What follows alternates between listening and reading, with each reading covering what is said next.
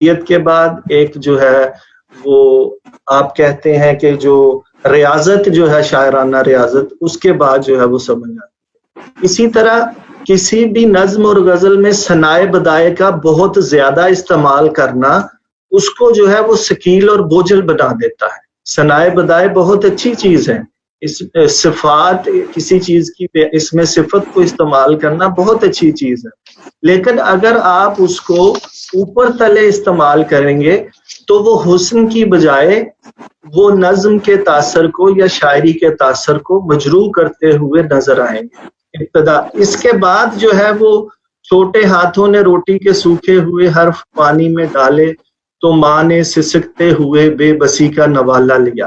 اب اگر سسکتے ہوئے آ گیا تھا تو میرا خیال ہے مزید بے بسی کی ضرورت نہیں تھی۔ اس سسکتے لفظ کے اندر بے بسی موجود ہے، یا بے بسی کا لفظ آیا تھا تو سسکتے کا لفظ نہ آتا۔ یہ جو چیزیں ہیں، شاعری جو ہے نظم ایک بھی لفظ کو جو ہے وہ اضافی کو قبول نہیں کرتی۔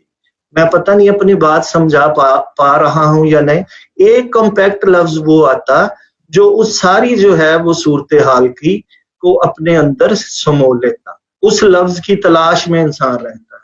اسی طرح پیٹ پر پہلے باندھے ہوئے سبز پتھر کی ڈیلی ہوئی خشک رسی کسی، اب سبز پتھر آیا اور پھر خشک جو ہے وہ رسی آ گئی۔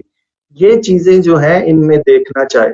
یہ پھر یوں لگتا ہے کہ جیسے سوچ سمجھ کے یہ چیزیں بار بار اس طرح کے ثنائے بدائے لانے کی کوشش کی گئی ہے، اس طرح کے میٹافر جو ہیں وہ لانے کی ضرورت ہے۔ سبز پتھر کا شہزاد نیر صاحب نے بھی کہا، یہ مجھ پر بھی نہیں کھل سکا کہ سبز پتھر ہی کیوں۔ ٹھیک ہے، ٹوٹے کواڑوں کو دھکا دیا اور وبا روند کر اپنے کاندھوں پہ اپنی کرامت رکھے۔ ٹھیک ہے، تو یہ پھر جو ہے ٹوٹے کواڑ جو پیچھے ایک منظرنامہ پیش ہو چکا ہے تو اس میں ظاہر ہے کہ کواڑ جو ہے وہ سلامت تو نہیں ہوگا، وہ بھی ویسا ہی ہوگا جو پچھلے صورتحال چلی آ رہی۔ بات اب مختصر یہ کہ جب آپ اتنی زیادہ ڈیٹیل دینا شروع کر دیتے ہیں اور قاری اور پڑھنے والے کے لیے آپ خود سے سوچنے اور سمجھنے کی جو سپیس ہے وہ ختم کرتے جاتے ہیں، تو نظم جو ہے وہ پھر کسی بڑے پراسپیکٹو میں ہم نہیں دیکھ سکتے۔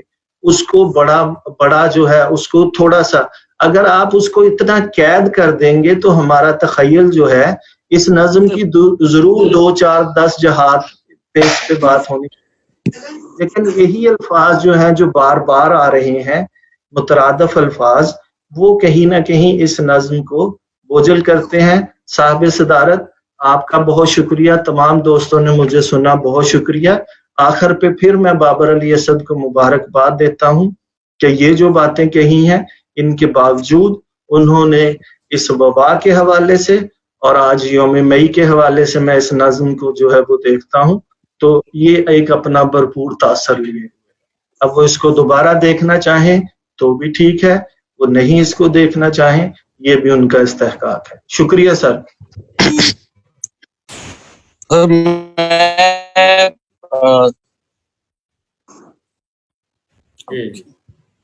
جناب صدر آپ کی اجازت سے ایک دو باتیں جو میں سمجھتا ہوں کہ وہ شاید اس پہ بات کر سکتا ہوں وہ کرنا چاہوں گا۔ جی ارشد عزیز بات کر رہا ہوں۔ اچھا، سبز پتھر کے حوالے سے بات ہو رہی تھی اور وہاں پہ ایک ابہام کی کیفیت نو ڈاؤٹ موجود ہے، لیکن سبز پتھر کا دیکھیں تو ساتھ ہی خشک رسی کے ساتھ ایک تلازمہ بنتا ہوا ہمیں نظر آتا ہے کہ رسی خشک ہو چکی ہے، کہ اسے ایک ظاہر ہو رہا ہے، بات ہمارے سامنے آ رہی ہے کہ وہ رسی اس پتھر کو کہ وہ ایک عرصے سے اس نے اس کی اسی مشقت کی کیفیت میں چل رہا ہے، اور شاید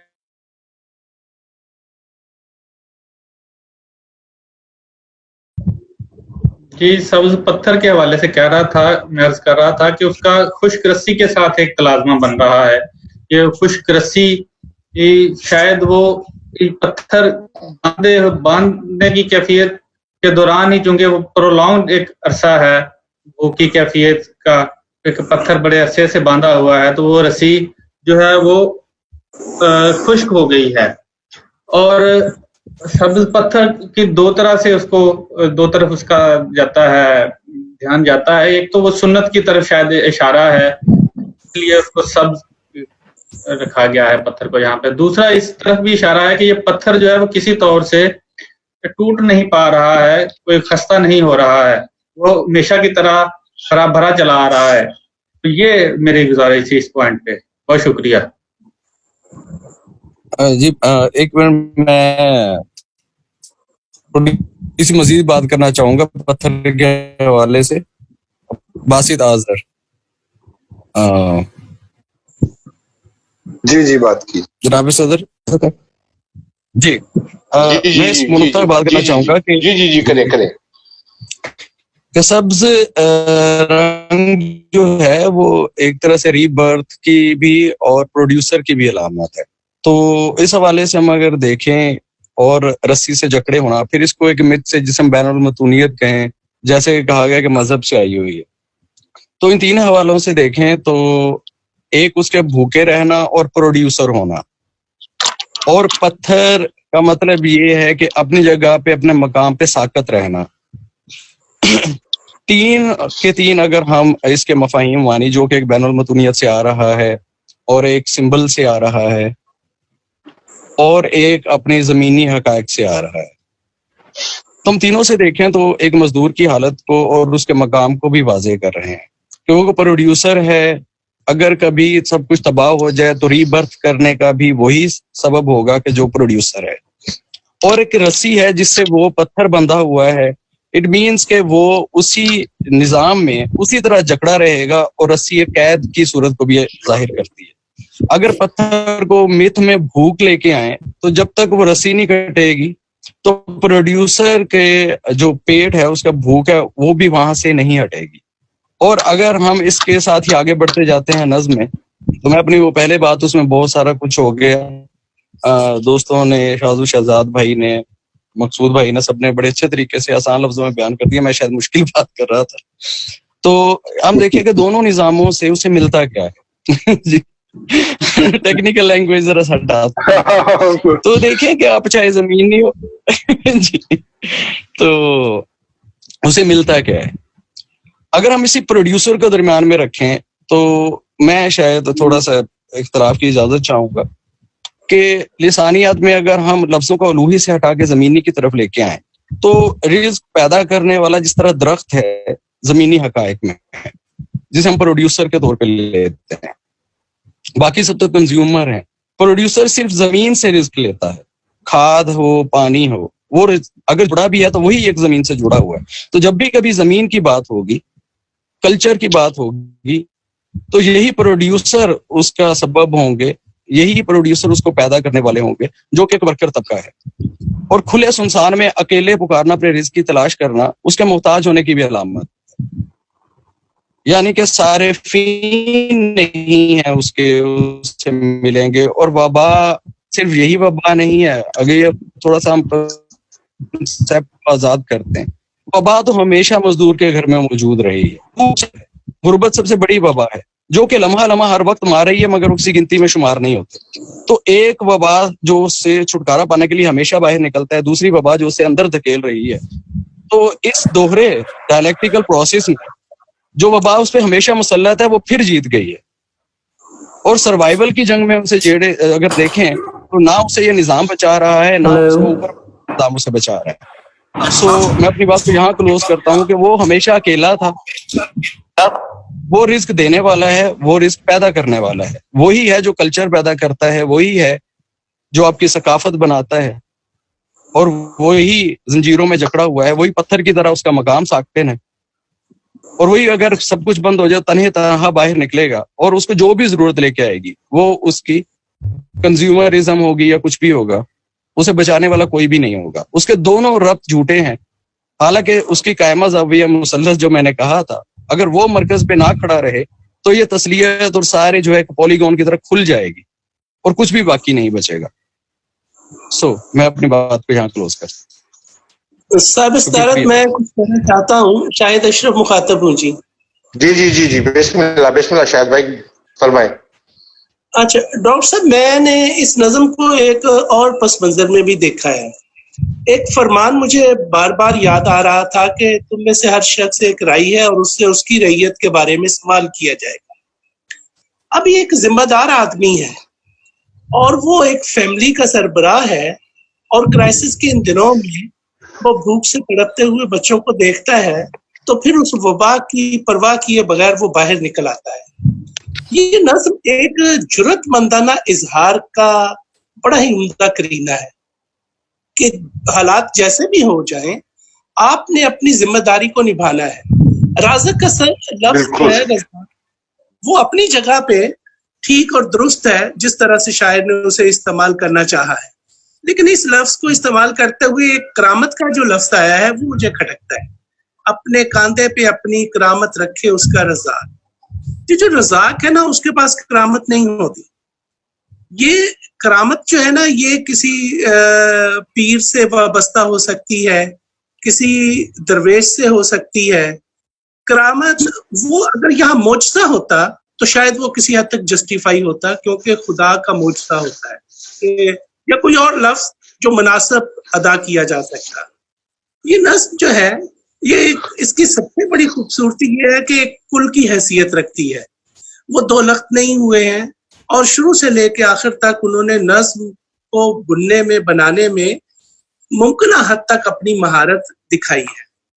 اور اس میں جو ایک جرت مندانہ اظہار ہے نا کہ جب کوئی مر رہا ہو تو پھر زندہ رہنے کے لیے آپ سب کچھ داؤ پہ لگا دیتے ہیں، پھر نہ کسی خطرے کی پرواہ رہتی ہے، نہ آپ وبا سے خوف کرتے ہیں اور نہ ہی آپ کسی طرح سے دباؤ میں آتے ہیں، بلکہ جب اپنی ذمہ داری کو نبھانا چاہتے ہیں تو پھر اپنا آپ داؤ پہ لگا دیتے ہیں۔ ایک اچھی نظم آج پڑھنے کو ملی، بہت شکریہ۔ جی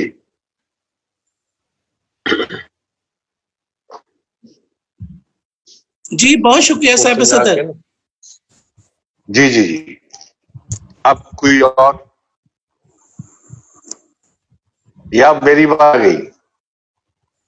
جی آپ صدارتی رائے دیں سر۔ آپ صدارتی رائے سے مستقل۔ بسم اللہ الرحمن الرحیم۔ آپ کا شکریہ، اس تخلیقی فورم کا بھی شکریہ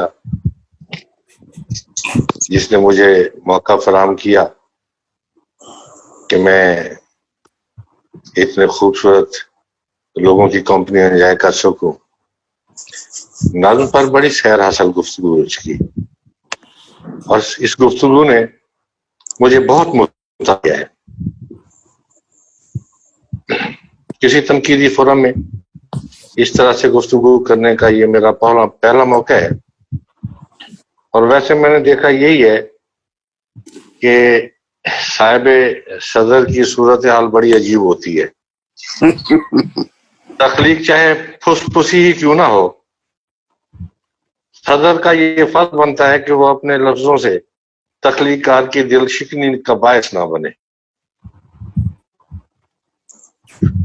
مجھے خوشی اس بات کی ہے کہ میں اس نظم پر آپ احباب کی آرا سننے کے بعد بات کرنے جا رہا ہوں، وہ ایک ایسی تخلیق ہے جس میں کسی قسم کی گول مول باتیں کرنے کی قطعی کوئی ضرورت نہیں۔ میں نے آپ سب احباب کی باتیں سنی ہیں، اور خصوصاً مقصود وفا بھائی اور شہزاد نیّر صاحب جو دونوں نظم کے جید شاعر ہیں، ان کے اعتراضات بھی سنے ہیں اور نظم کی ستائش بھی آپ احباب سے سنی ہے۔ مجھے اس نظم میں آپ صاحب کی آرا اپنی جگہ قطعی کوئی سکم نظر نہیں آیا، چاہے وہ اس کی بنت ہو یا اس کا کنٹینٹ ہو۔ شہزاد نیّر بھائی نے جو اعتراضات اٹھائے ہیں اس کے عنوان کے حوالے سے انہوں نے تحسین بھی کی ہے نظم کی، اسی طریقے سے شہزاد بھائی کے اعتراضات کو سیکنڈ کیا ہے دوبارہ مقصود وفا بھائی نے، اگرچہ انہوں نے بھی بے تحاشا ستائش کی ہے نظم کی، لیکن میں صرف نظم کی ستائش ہی کروں گا۔ نظم کی سب سے بڑی خوبی اس کا اختصاص ہے، اس کا مختصر ہونا ہے۔ نظم کا ہر لفظ اور ہر مصرع اپنا بھرپور جواز رکھتا ہے۔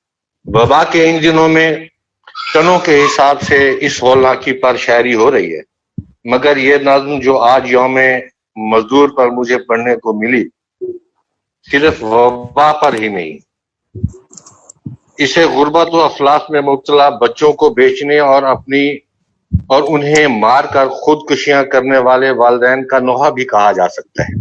اور آج ہی فیس بک پر میں دیکھ رہا تھا کہ صبح سحری کے وقت کسی باپ نے اپنے 3 بچوں کو مار کے خود کو پولیس کے حوالے کر دیا، اور وہ بھی اسی غربت اور افلاس کی وجہ سے۔ سب سے بڑی بات یہ ہے کہ اس نظم کا جو ملبوس ہے اس میں مصرع مصرع چھید بھی ہیں اور نہ نظر آنے والے خون کے چھینٹے بھی، جو ایک بے بسی اور حزن و ملال کی کیفیت پیدا کرتے ہیں، اور یہی اس نظم کی خوبصورتی ہے۔ ورنہ ایسے موضوع پر لکھی جانے والی اکثر نظمیں نعروں کی طرف نکل جاتی ہیں اور شعری حسن کو داغدار کر بیٹھتی ہیں۔ میرے نزدیک یہ ایک اچھی اور کامیاب نظم ہے، اور میں اس نظم کو کامیاب سمجھتا ہوں جس کا خیال جیسا بھی ہو اس کے مصروں کی سانسیں اس کی اپنی ہونی چاہیے۔ واہ واہ، اور اس نظم کے مصروں کی سانسیں اس کی ذاتی ہیں، اس کی اپنی ہیں، اس کی تلازمہ کاری اس کی اپنی ہے، اس کے علامتیں اپنی ہیں، اس کے استعارے اپنے ہیں۔ سو میں اسے کامیاب نظم گردانتا ہوں۔ سب سے پہلے تو آپ اس کا عنوان ہی دیکھ لیں، مان لیا بھوکا رازق ہی کر لیں، لیکن اس نظم کے عنوان میں اگر اس کو رزاق کو چھوڑ کر ہم اس کو رازق بھی کر لیں تو یہ عنوان ہی کافی دیر تک انسان کو اپنے حصار میں رکھتا ہے۔ کپ کپاتے ہوئے اس پر بھی اعتراض ہوئے ہیں کہ یہ الفاظوں کی کچھ خشو و زائد کا ہے پہلے لائنوں میں، حالانکہ یہی ایک عجیب قسم کی پینٹنگ بناتی ہے۔ یہی لفظ کپ کپاتے ہوئے سن رسیدہ و مشاک سوکھے لبوں نے نئے لفظ گریے میں شامل کیے، سبحان اللہ، اور دعاؤں میں آنکھوں کے نم کو زیادہ کیا۔ اب آپ اس سٹینزے کو ہی لے لیں، کس خوبصورتی سے لفظوں سے رنگوں کا کام لیا گیا ہے، اور آنکھوں کے پردے پر کسی مجبور و بے بس انسان کی تصویر ابھر کر سامنے آ جاتی ہے۔ چند لفظوں نے رنگوں کا کام کیا ہے۔ لفظوں پر غور کریں تو صاف لگتا ہے کہ یہ نہ جانے اس شخص کی کب کی پریکٹس ہے، مگر ہر بار حاصل کچھ بھی نہیں ہو پا رہا، طرح طرح کے طریقوں سے دعائیں مانگنے کے باوجود بھی۔ اس شخص کے دعاؤں پر انحصار پر بھی اچھی خاصی گفتگو ہو سکتی ہے، چاہے تو کوئی مثبت کر لے چاہے تو کوئی منفی۔ چھوٹے ہاتھوں نے روٹی کے سوکھے ہوئے حرف پانی میں ڈالے، تو ماں نے سسکتے ہوئے بے بسی کا نوالا لیا۔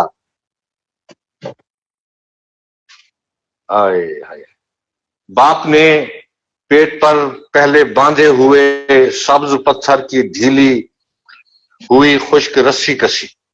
اب یہ سبز پتھر ہم پیٹ پر تب باندھتے ہیں، یہ بھوک کی علامت ہے، بھوک پر پیٹ پر پتھر باندھے جاتے ہیں، اور یہ پتھر سبز ہے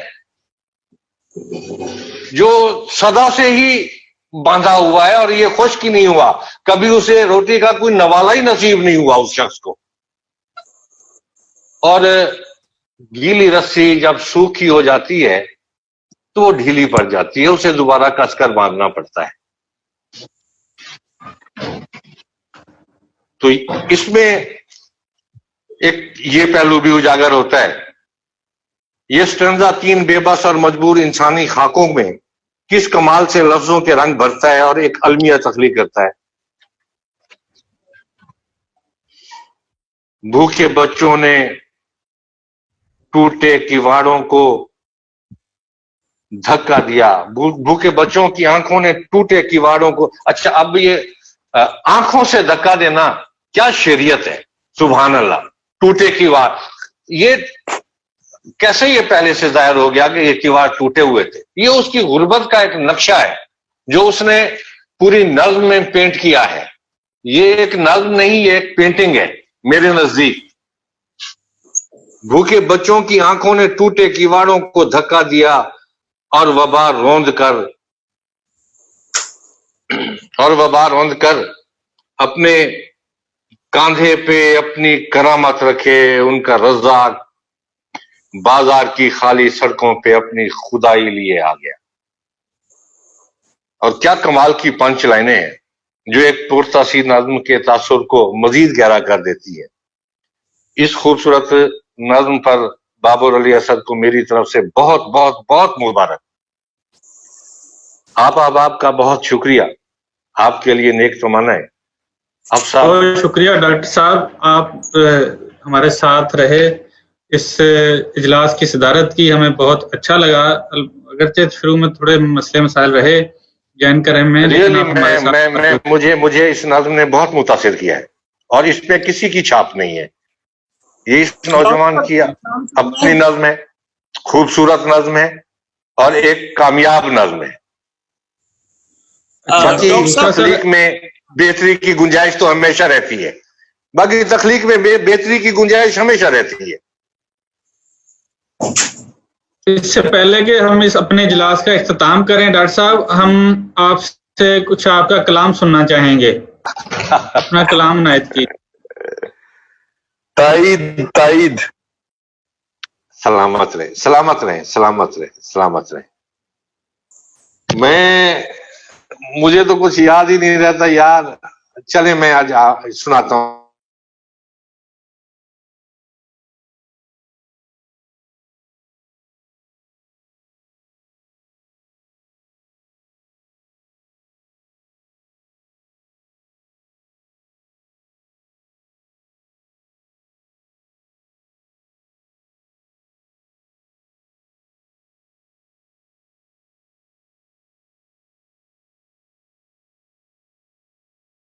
वहां पे अमन व अमा हो तो यौम ईद समझ। वाह वाह वाह वाह वाह। जहां पे रोज गुजरता हो सानेहा कोई, हस्बे हाल। वहां पे अमन व अमा हो तो यौम ईद समझ। वो दे रहा है तुझे खामोशी की मार कबीर। दे रहा है तुझे खामोशी की मार कबीर। ये चोट बात के पत्थर से भी शदीद समझ। वाह वाह वाह। ये चोट बात के पत्थर से भी शदीद। दे रहा है तुझे खामोशी की मार कबीर। ये बात चोट के पत्थर से भी शदीद समझ। तू रंगो रोशनी के कत्ल में मुलव्वस है। गवाह समझ और चश्मदीद समझ। वाह, सलामत रहें जी, क्या कहने। सर एक फरमाइश है कि वो रदीफ है जिसकी मदहोशी पर, सरगोशी पर इस तरह से जो है उसके वो जरा अगर आपको याद हो तो शेर सुना दें। जितने शेर याद आते हैं मैं सुना देता हूँ। और मुझको हैरत नहीं तस्वीर की सरगोशी पर। क्या अच्छा मिसरा है, वाह वाह सुभान अल्लाह। मुझको हैरत नहीं तस्वीर की सरगोशी पर, रंग बातों का भी चढ़ सकता है खामोशी पर। वाह वाह वाह सुभान अल्लाह। रंग बातों का भी। मुझको हैरत नहीं तस्वीर की सरगोशी पर, रंग बातों का भी चढ़ सकता है खामोशी पर। गुदगुदी होती है इस दुख से भला की मुझको। वाह वाह वाह। खूब हंसता हूं मैं एहसान फरामोशी पर। सुभान अल्लाह सुभान अल्लाह। क्या कहने। दोबारा सुनाइएगा। गुदगुदी होती है इस दुख से भला की मुझको। खूब हंसता हूं मैं एहसान फरामोशी पर। तू के हर बार मियां होश में आ जाता है। क्या शेर है। अब तवज्जो नहीं मिलनी तुझे बेहोशी पर। तू के हर बार मियां होश में आ जाता है। अब तवज्जो नहीं मिलनी तुझे बेहोशी पर। क्या बात। शेरा गारे गम ढूंढता फिरता हूँ कि आंखें मेरी, हाय हाय, वाह वाह वाह, कुछ नहीं मनसबे गिरिया से सुबुक दोषी पर। भाई अच्छा है, सुभान अल्लाह। गारे गम ढूंढता फिरता हूँ कि आंखें मेरी, हाय, कुछ नहीं मनसबे गिरिया से सुबुक दोषी पर। वाह वाह, और सिर्फ बातों के सिवा कुछ नहीं आता जिसको, हाँ, सिर्फ बातों के सिवा कुछ नहीं आता जिसको, चौंकना बनता है उस शख्स की खामोशी पर। अरे बातों के सिवा कुछ नहीं आता जिसको, चौंकना बनता है उस शख्स की खामोशी पर। क्या बात है, वाह वाह वाह वाह, चौंकना बनता है उस शख्स की खामोशी पर। खुद भी तो आग लगाते हैं मेरे खेतों में, भी तो लगाते हैं मेरे खेतों खुद भी में, तो आग लगाते हैं मेरे खेतों में। दिल गिरफ्ता है जो दरिया की सितमकोशी पर। है। वाह वाह, वाह खुद भी तो आग लगाते हैं मेरे खेतों में, हाय, दिल गिरफ्ता है जो दरिया की सितमकोशी पर। बहुत अच्छे, और तेरी आंखों में फकत इसलिए आबाद हूं मैं। जनाब नैयर साहब, ये आपके लिए है। जी जी, बिस्मिल्लाह। तेरी आंखों में फकत इसलिए आबाद हूं मैं, यहाँ तजलील का खतरा नहीं मैं नोशी पर। वाह वाह वाह, बहुत अच्छे, तेरी आंखों में फकत इसलिए आबाद हूं मैं, यहाँ तजलील का खतरा नहीं मैं नोशी पर। भाई क्या अल्लाह है, वाह वाह वाह, यहाँ तजलील का खतरा नहीं मैं नोशी पर। और उनके कांटों की ग़िज़ा है मेरे तलबों में कबीर। उनके कांटों की ग़िज़ा है मेरे तलबों में कबीर। मुझसे नाखुश हैं जो रस्ते में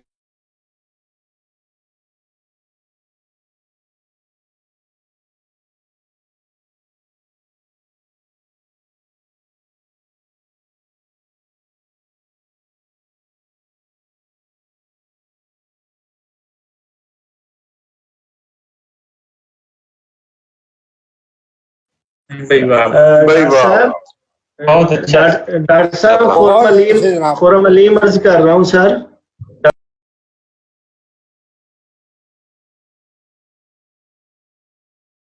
वाह वाह, जिंदगी ने जिस जहन्नम से गुजारा है हमें, बाद मरने की हमारी मगफरत बनती तो है। जिंदगी ने जिस जहन्नम से गुजारा है हमें, बाद मरने के हमारी मगफरत बनती तो है। घर जगह लेनी नहीं हमने फरिश्तों की तो फिर, घर जगह लेनी नहीं हमने फरिश्तों की तो फिर। जिंदगी में कुछ बुरे कामों की लत बनती तो है। घर जगह लेनी नहीं हमने फरिश्तों की तो फिर।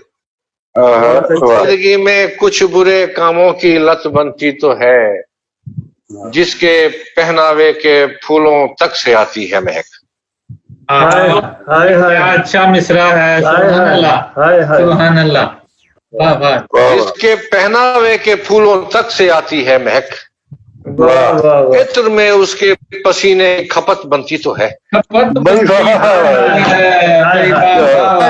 क्या काफिया है, पहनावे के फूलों तक से आती है महक, काफिया है, वाह वाह। इत्र में उसके पसीने की खपत बनती तो है, जिस पे रंगो नूर के दरवा करे तेरा बदन। वाह वाह, जिस पे रंगो नूर के दरवा करे तेरा बदन, उस अंधेरे में चिरागों की बचत बनती तो है। सुभान अल्लाह, एक तरफ खपत आ गई और जिस बचत पे भी आ रंगो गई। नूर के दरवा करे तेरा बदन, जिस पे रंगो नूर के दरवा करे तेरा बदन, उस अंधेरे में चिरागों की बचत बनती तो है। गौर करने ठीक तखमीना लगाया है कबीर।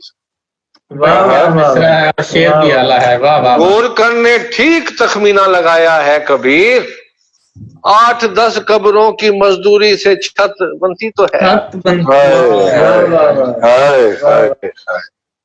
हाय हाय, ने ठीक तखमीना लगाया है कबीर। क्या शेर है सर, क्या शेर है भाई, वाह वाह।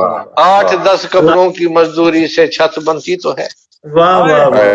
अपना जिस्म अपनी मुमलिकत बनती तो है, 4-6 फुट की सही पर सल्तनत बनती तो है। सर सलामत रहे सर, सलामत रहे सर, सलामत रहे। क्या तीनों की तीनों गजलें शानदार। Stay blessed all of you. लुत्फ आ गया सर। क्या बात है सर, बहुत बहुत शुक्रिया। क्या बात है।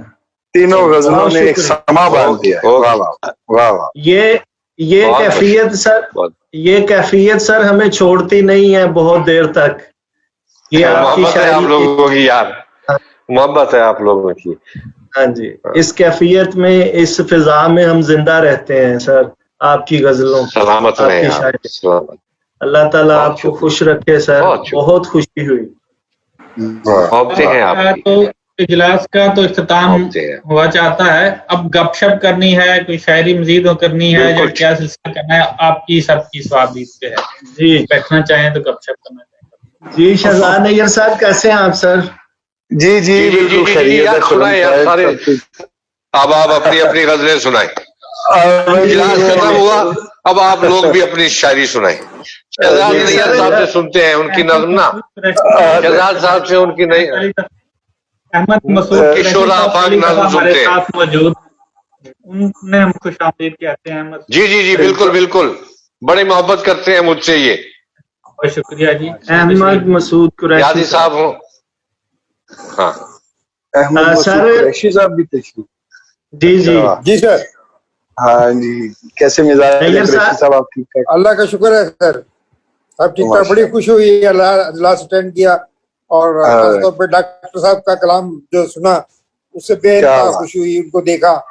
जी जी डॉक्टर साहब ने सर, कुरैशी साहब, डॉक्टर साहब ने जो गुफ्तगू की है वो भी बड़ी जो है वो बहुत उम्दा गुफ्तगू की है उन्होंने आज नज़्म पे। हाँ जी, ऐसा सदर कभी कभी हमें मिलता है जो हमा जहे तो। जी शहजाद नैयर साहब आप सुनाएं सर कुछ अपनी शायरी, कोई नज्म, कोई गजल। मेरा ख्याल है हमने डॉक्टर साहब का वो इतना अच्छा समा बना हुआ है। नहीं, कुछ नहीं है। आप ऐसा कुछ नहीं है। आप सुनाए शहजाद भाई, आप सुनाए। इतना अच्छा लुत्फ, एक ना वाकई लुत्फ का सामान है। मैं बस कुछ चंद अशार सुना देता हूँ, 2-4 बिस्मिल्लाह बिस्मिल्लाह बिस्मिल्लाह।